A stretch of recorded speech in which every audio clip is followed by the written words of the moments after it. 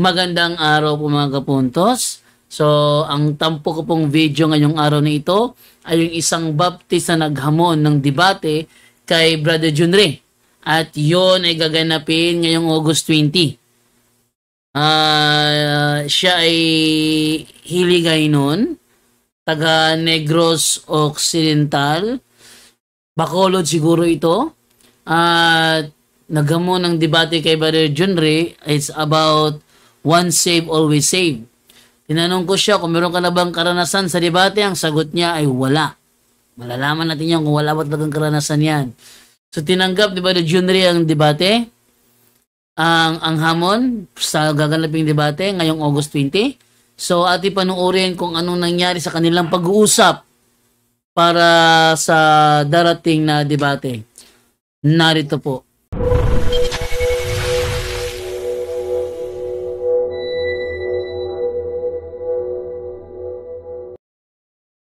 Yan. Okay bro, good evening sa iyo bro. Good evening, good evening. Yes, good evening bro. At ano pangalan bro? Alfred. Ito pangalan mo, Alfred? Oo. Alfred. Ano to? Alfred Esparcia. Okay, anong sekta ka bro? Born again, Baptist? Ano, Seventh-day Adventist? Baptist. Baptist ka. So nasa ano ka, Negros Occidental. Hiligay nun ka bro? O Bisaya? Hiligay nun. Ay, Hiligay nun. Okay. So, ang sadya mo kay Brother Junri ay?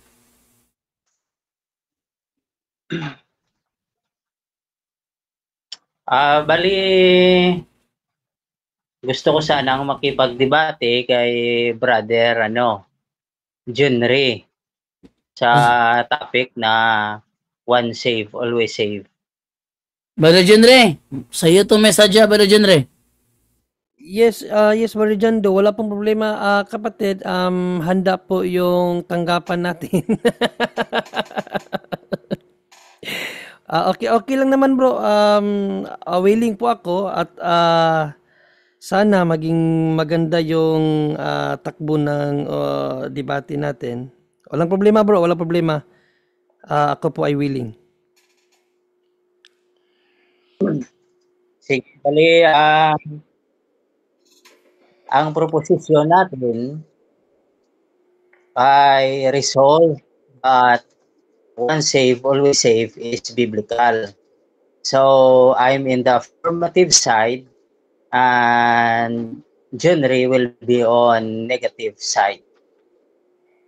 So, bali, ano bang system ng patakaran nyo dyan, bro? Kano ba? Anong time na allocated for constructive speech? Ilan ba? Ilang minutes? Dito, mas maganda kung ano, atin mo na unahin yung petsa. Kailan yung petsa? Oo, sige. Brother Junri, kailan mo gusto ganapin ang debateng ito? Kung ngayong Sabado. Ngayong Sabado ng gabi bro, available ka bro? Hindi, Sabado ng gabi, hindi ako available dahil pag Sunday may katungkulan ako sa church. So ko yan, yung study time ko yan. So anong available na araw ka? Siguro from Monday to Hindi ako Monday, panggabi kasi ako sa Monday bro Jando eh. Hindi siya pwede sa Monday bro. Kasi sa Monday, panggabi si Junri. Basta mga ganyan. Sabado na lang, sa Sabado. Hindi ka pwede Sabado bro? Ning study time ko yan bro dahil pag Sunday may katungkulan ako. Sa Paano ba yan? Paano ba? So, next week na lang ba Junri? Next week. Basta sa yung pangumaga ako. Hindi ako pwede sa pangumaga, panggabi kasi ako next week eh. Panggabi ako next week. So next week pa. Sige. Sa gabi na lang tayo next week. Sa Hindi. gabi lang. Next para, week. Bro, next- Ibig sabihin nasa pagitan ng ng August 18 to 22. Mga Okay, ganun. okay. August 18 to 22 sa evening. So, ibig sabihin ba doon, John Ray, communicate ka niya kay Brother Rasha para siya mag-moderate. So, between 18 to 22. Brother John Ray? 18 to 22? Oo. Kasi hindi ko alam kung makabalik ba ako sa 18 eh. Pero ikaw, kapatid, kung pwede naman sa next week, kaso lang sa umaga, sa hapon. Wait 18 to 22? Free ka itong 18 to 22. Monday morning ba doon, John Ray? Baka pwede ka Monday morning. Pwede ako sa morning, mga bandang 1 PM, ganon. Ha? Parang nag-stop siya yata ba dyan do? Ayan lang natin ako. Yeah, free ako sa 1 PM ng... Pwede ako sa Monday, bro, around 1 PM or ganon. Monday, bro. 1 p.m., bro. Wait, tika lang. Hindi ka pwede. Bakit hindi ka pwede? Study mo yung Sabado, no? About Sunday. Gawin natin Sunday. This Sunday, ning nasa ko, sa outreach ako, ning gabi na ako umuwi. So, Pastor sa ka, bro? next Pastor ka, bro? Bro, pastor ka? Pastor ka, bro? Study pa nga eh. Preacher lang, preacher. Hindi pa siya eh. Kasi Sunday kasali. school teacher. Preacher lang. Sunday school teacher. So, how about sa sa 18 ng gabi? 18. Anong yan? Anong araw? Lunes. Katulad ng gusto mo, Lunes. Huwebes? Lunes.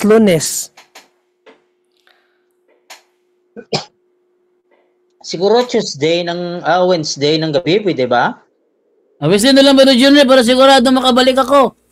Wednesday na lang. Sige, andyan si Brother John sa Wednesday. August 20. August 20, August bro. 20. Yan. Pang umaga kasi ako. Sige, August 20 na lang tayo, kapatid. August 20. Sige. Sige. Ano Yan. pala pangalan mo, bro? Alfred. Alfred. Esparcia. Mga ilang debate na napagdaanan mo, bro? Mga ilang debate na napagdaanan mo? Ha? Hindi pa ako nakapagdebate sa sa Online. Sa Russia. Sa online. Pero sa ibang platform nakapagdebate ka na. Wala. Face to face, nakapagdebate ka na face to face. First time mo makipag-debate. First time. Bro, sa face to face, First bro. time pa niya, Brother John. Bro, sa face to face, nakapag face to face, may debate? Walang formal. Umaga, lang. Sharing lang. Sharing lang siguro. Okay lang. Sige, August 20, bro. Idaan na lang natin sa sharing siguro. Sige. Sige. Idaan nyo na lang sa sharing. Sige. Sharing, pero may pa rin siya, debate form pa rin. Oo. Kung saan hindi natin i-strict. Hindi kay Russia, bro. Hindi kay Russia. Hindi kahit saan. Pwede rin diyan sa nyo, Sige. sa program nyo. Sige. Dito na lang. Dito na lang para makalibre tayo. Walang problema. Sige.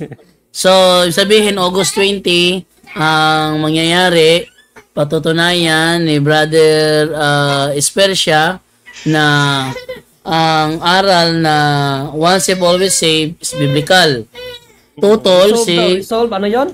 Resolve that once saved, always saved is biblical. Once saved is biblical. Resolve that OSAS is biblical.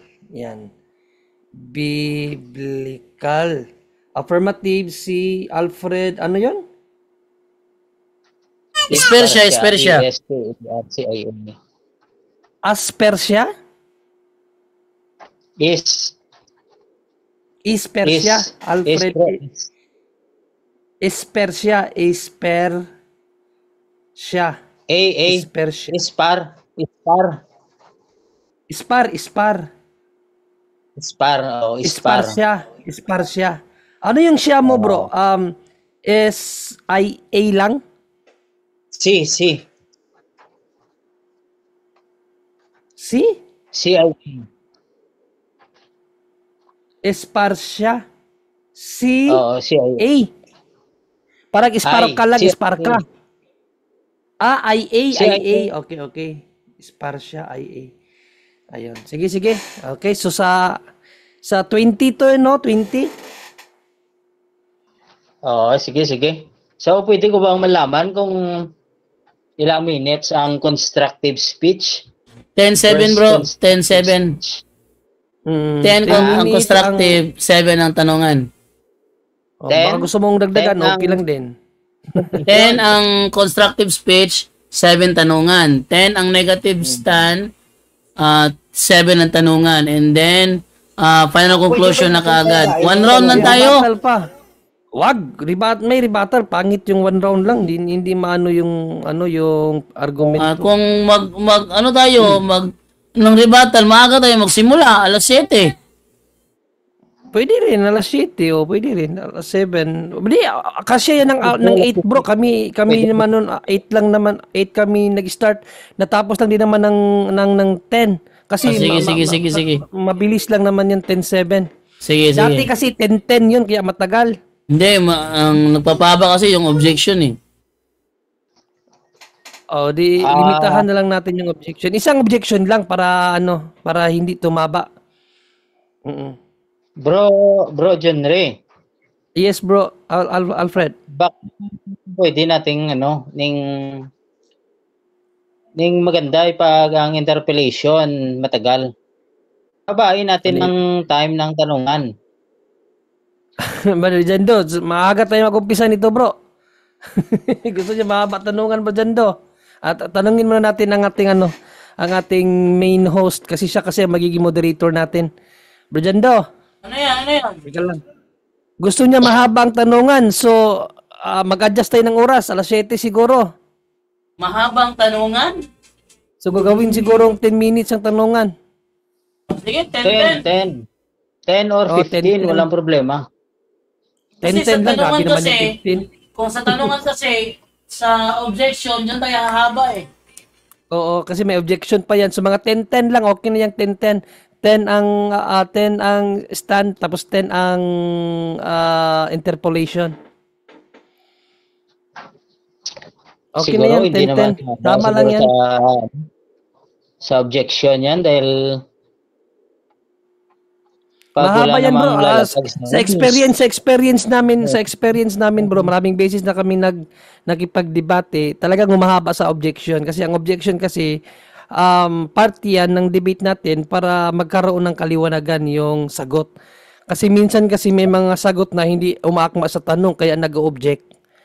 At mayroon ding mga rules tayo na dapat sundin na minsan nalalabag ng bawat isa kaya ino-object, kaya humahaba sa objection. Kaya tama lang yung 10-10 kapatid na Alfred. Di ba pwede 12? Masyado nang mahaba yan bro.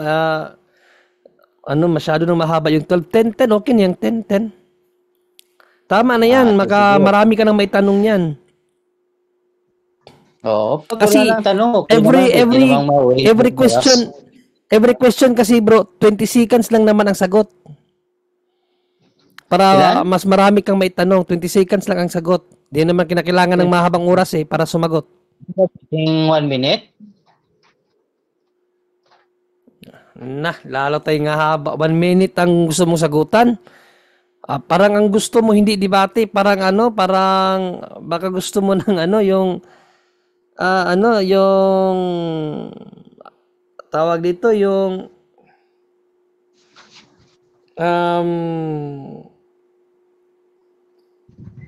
Ano tawag doon? Yung dalawa tayong affirmative. Yun. Baka yun ang gusto mo siguro. Tigwa 1 minute ang tanong.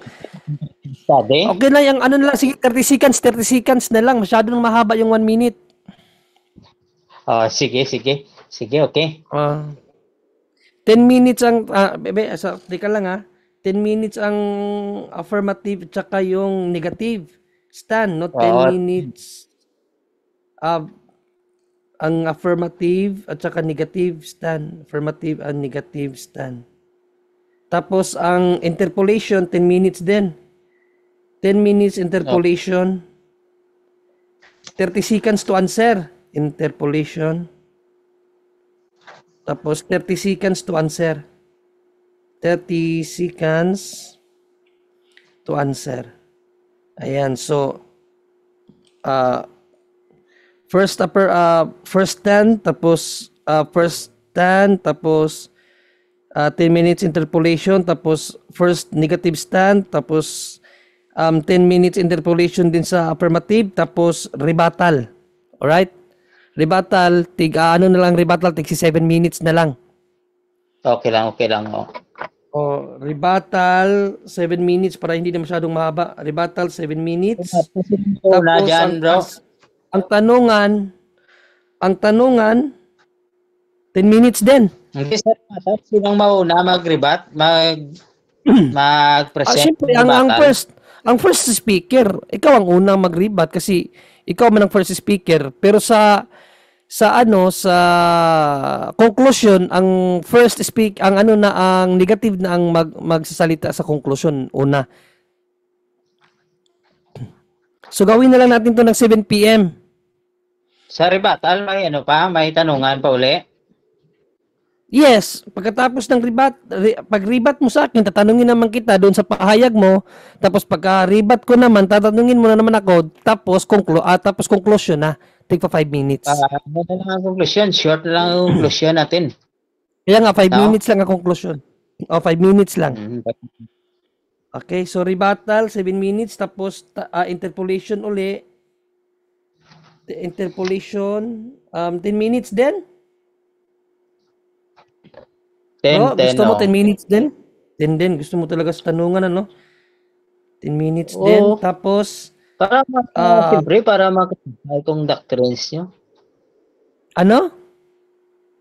Maganda pag mahaba yung time sa tanungan para maklarify ko yung mga turo nyo. Baka sakaling mahaba na yung 10 minutes, bro. Akala mo lang maiksi yan kasi dapat orasan din natin kasi hindi pwede na sobrang humaba yung debate natin, nakakaumay din pag sobrang mahaba na. So para may hindi natin masabi, meron pa tayong next debate. O doon naman naman tayo ng next debate natin. So okay na to. Sige. 10 minutes. 7 minutes ang rebuttal, 10 minutes interpolation, tapos conclusion na tayo both. Mauuna na ang sa conclusion. Mauna na ang negative sa conclusion, 5 minutes. Conclusion, negative first, 5 minutes. Negative, then affirmative. Affirmative within 5 minutes. And then finish. Yan lang. Basta malinaw dito, resolve, no, ang proposition, ulitin ko, proposition, resolve that once saved, always saved is biblical. So affirmative, Alfred Esparcia. Tapos negative, ako si Brother John Ray, no? Ang first affirmative stand 10 minutes. Tapos ang negative pagkatapos ng 10 minutes affirmative, interpolation 10 minutes din. Tapos negative stand 10 minutes negative constructive speech. Tapos interpolation 10 minutes din. Tapos rebuttal stand 7 minutes lang. Tapos interpolation 10 minutes uli. So same sa akin din. Tapos conclusion na tayo 5 minutes each. Ako mauna sa conclusion. Sige. Yo bro, usually bro, anong mga rules nyo na binibigay, anong mga conditions diyan? Yes, doon sa debate natin, babasahin ni Brother Jando yung rules. Doon sa debate natin, bro, babasahin ni Brother Jando yung rules. Okay. Oo. So okay na 'yon. O bali bro, walang ad hom, no? Hindi kayo nag-a-ad hom, no? No, walang adhom. Actually, bawal ang mga fallacious statement sa ad hominem. Pat mas gusto mo bang may ad hominem? Mas gusto mo ba 'yon?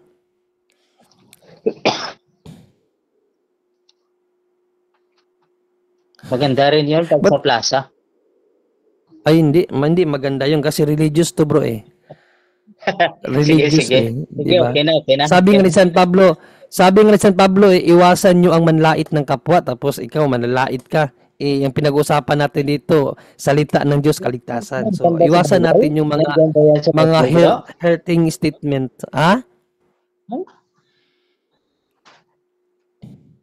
Pero bro, ning pasensya ka na, ang yung Tagalog ko medyo yung intonation Ilonggo talaga, pero pakiintindi na lang. Okay lang yan to. Kasi may mga pinsan ako na Ilonggo to. Okay lang yan. Ang importante naman, kapatid, hindi naman tayo ano sa wika, sa doktrina tayo mag-uusap. Bro, Jante, ikaw bang pinakamatalino nila diyang debater? Hindi mo si Brother Jando pinaka talaga debater namin, Brother Jando tsaka si Brother Wendell. Ako baguhan lang din ako katulad mo. No, pero ang pinaka talaga pinaka mga debater dito si Brother Jando, yan si Brother Wendell. Oo, si Brother Tata, kaso wala na si Brother Tata. Na debater, bali pangatlo ka. Hindi naman nataon lang na sa grupo namin, kami lang tatlo talagang mahilig makipagdebate. Yung iba namin kasi kasamahan magaling sa yung pagsagot sa mga tanong. Kami mahilig lang talaga kami sa debate, kaya kami yung parang tumatanggap ng mga debate talaga, kapatid. Pero lahat kami mayroon namang kahit paano karunungan sa arguments. Hindi naman matalino, walang matalino sa atin. Sabi nga ni San Pablo ang karunungan ng tao ay kamangmangan sa Diyos, kaya wag nating i-claim na mga matatalino tayo. Meron ba noon sa Bible? Magbasa ka para mabasa mo yan. I-search mo. Nasa 1 Corinthians yan. Mabasa mo yan sa 1 Corinthians. Nandyan? Oh, parang hindi ko naman nabasa. Parang wala nasa naman. Nasa 1 Corinthians 3, I think nasa 17 to 20, 3:17 to 20, basahin mo. Ang karunungan ng tao ay kamangmangan sa Diyos, kaya wag tayo magmalaki na matalino tayo. Okay. So bro, pag nagdebate, request ko sana na pag nagtatanong, ang sagot sana ng personal lang, wag lang magbasa ng komentary, pwede ba yan? Kasi yung iba nakikita ko na pag tinanong, ganito bro, ganito. Hindi kasi tayo mga scholar. Hindi kasi tayo mga scholar. At according sa Bible, wag kang manahan sa iyong sariling karunungan. Biblical principle yan. So wag tayong mag-stick lang sa kung ano yung unawa natin. So kung kinakailangan nating tumingin sa mga biblical commentaries, wala dapat rules na bawal. Kasi makakatulong yan sa ating pag-aaral. Ang gagawin nating debate is pag-aaral to. Hindi yung yung naunawaan mo, yung naunawaan ko, kasi bawal yan sa Bible. Proverbs 3:5, lean not by your own understanding. So wag tayong maglimita. Pero bali ang ibig ko bang sabihin na pag tinanong, pag kumuha ka sa komentary, hindi na buong komentary ang babasahin mo. 'Di ba? Hindi naman ganoon. Kung alimbawa kung ano lang yung statement ng komentary na akma doon sa tanong. Pero actually bro, ang osas na debate, more on biblical lang 'yan. Ang mga commentaries niyan, kapag umabot tayo sa mga technical terms like ano sa Greek ang kaligtasan, ano sa Greek pag umabot tayo doon, kaya we need commentaries. Pero kung mag-i-stick lang tayo sa debate natin na biblical, kasi ang ano mo kasi is biblical. So more on biblical tayo. So, yung mga commentaries, magagamit lang natin yan pag umabot tayo sa mga technicalities. Like, ano sa Greek ang Bro, salvation? Ano sa Greek ang save? Umabot tayo doon. Kaya doon tayo magagamit ng mga explanation ng mga scholar. Kasi hindi naman tayo mga scholar, bro. oo. Pero bro, paunahan ko na ning pag ganyan yung mga tanong mo, ano sa Greek ang ano, ning hindi ako wala akong mga A dito, Kaya nga, na-research ko pa, kaya nga, mag-google pa kaya ako, nga malino mga naman ang Greek. ano mo naman dito sa ano mo naman ang proposition mo kasi resolve that OSAS or once saved always saved is biblical. So more on biblical talaga to. Pero sige, no, sisikapin ko na hindi kita tatanungin sa Greek kasi hindi naman ako magaling sa Greek. Ang sinabi ko lang na umaabot lang tayo sa mga Greek, sa mga commentaries kapag umabot tayo sa mga technicalities. Ikaw kasi nagsabi na wag tayong kumuha ng mga commentaries. Kaya sabi ko, wag naman ganun. Kasi pag umabot tayo sa technicalities, hindi pwede na tayo ang magpapaliwanag sa ano ang ibig sabihin sa Greek. Kasi may mga scholar na Brother John Ray. nagpapaliwanag dyan. Yes, Brother Jondo. Ganito kasi yan eh. Okay lang sana kung basahin lang ang talata, wala na explanation. Correct. Oh, kung wala na explanation, basahin ang talata, hindi na kailangan ng komentary. Pero kung i-interpret mo, papaliwanag mo yung talata, talagang kailangan mo ng referensya para to prove na tama yung interpretation mo. Correct. At isa pa, itong OSAS, itong pagkasabing saved kasi dito, kung dadalhin natin to sa technicalities, yung save kasi na sinasabi sa Greek, marami siyang yung save sa Greek, yung soso, siyang kinakapitan na sitwasyon. Halimbawa, na-save ka sa kahirapan ng buhay, hindi naman yung kaligtasan na salvation yun eh. Save pa rin yun. Kaya may mga ganun na mga technicalities, bro. Pero i-specific na lang natin. Kaya nga i-specific na lang natin sa kaligtasan. Sa kaligtasan tayo mag-focus. So, I think hindi na tayo basta wag ka lang gumamit ng Greek, hindi na rin ako gagamit ng Greek. Doon na lang tayo sa biblical. Kahit anong version ng Bible. Pwede ka rin pero kapag may kinakailangang itanong, bro, itakbo talaga natin sa mga scholar kasi hindi pwede na sa atin manggaling ang explanation. Hindi tayo mga scholar kasi eh. Hindi. Say for example, bro, pag tinanong mo ko ano sa Greek ang ano? Siyempre, wala akong mga apps dito ng mga ganyan. So, dapat... Kaya nga, so... Sige, ganito na lang. Sige, let's stick in kung ano yung proposition. Ang proposition kasi is biblical. Sige, more on biblical tayo, pero hindi pwede na isang Biblia lang ang gamitin kasi biblical nga eh. Marami namang version ng Bible. Bali, dalawang Biblia, okay? Pwede? Lahat ng version pwedeng gamitin. Wag nating limitahan ang salita ng Diyos, sabi ni St. Paul, 2 Timothy 2:9, ang salita ng Diyos ay hindi nagagapos. So wag nating igapos sa isang translation lang. Kasi ayaw mo nang mag-quote ng mga commentaries, lilimitahan mo pa sa isang translation lang para tayong mga ano niyan.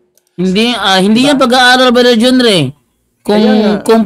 Kung may paglilimit na mangyayari, hindi tayo nag-aaral niyan. Lang tayo. Naguhulihan lang tayo kung sino mahuli. Kung sinong tamang interpretasyon. Sabi sa Bible, lean not by your own understanding. Pinaunahan na nga kita wala sa atin dalawa ang magpapaliwanag ano talaga ang nilalaman ng kasulatan. Kaya minsan gagamit tayo ng ibang translation kasi may mga translation na mas malinaw ang pagpapaliwanag ng isang scholar. Ganun ba? May mga ganyan ba? Akala ko pantay-pantay lang ang mga translations. Hindi. Kung pantay-pantay pa yan, isang translation na lang yan. Di, wag na natin pagtagalin yan. Basta yun na yung ano natin. Yun ang patunayan mo. Resolve, no? Resolve that OSAS or once saved, always saved is biblical. Okay, so dyan lang tayo. Sige, basta sabi mo, ikaw ang tatlo na pinakamatalino, ha? Hindi nga pinakamatalino. Walang matalino sa atin dito kahit ikaw. Sa mata ng Diyos, walang matalino. No, kamangmangan, karunungan ng tao, kamangmangan sa Diyos. Kaya huwag kang magmalaki na matalino ka. Basta magdedebate lang tayo sa doktrina. Walang talinuhan dito. Talinuhan. Yun lang. Biblical ba yan? Biblical? Baka, Brother John Lee, baka payag siya. Ating subukan ngayon sa tanong may ibang tanong siya. Ikaw sumagot. Ay, hindi na. Sa ano na lang. Kasi bigyan naman natin ng ano yung ating mga Okay, kapuntos na okay. makapagtanong pa rin dyan do. Oo. Okay. Sige, Kasi hindi naman to debate pa eh. Ano lang, nag-uusap lang. So, okay na yung ano bro. Basta napag-usapan na natin. Manood ka na lang dyan sa, sa live namin. Sa mga tanong kung paano kami sumagot. Kung makakati... Dito sa programa, punto por punto. Yes to. To. Kasi Dito, may ilonggo akong mga pinsan. Yun ang tawag namin sa kanila ito. Totoo, ginday mo na. Sa amo nagpera ginapako ginapala pero ang utang ginabuldos. Wala. Okay na bro, okay na yan bro. Basta sa 20. Kita-kits na lang tayo sa 20. Sige. Alas 7 ng gabi ha, alas 7 ng gabi. Kasi nag-request ka ng mahabang. Huwag kang magmura, ha? Wala nga doon, ha? Walang aduminim. Hindi kami nag-a-adhom dito. Okay. Sige. Okay, God bless bro, God bless. Okay, God bless.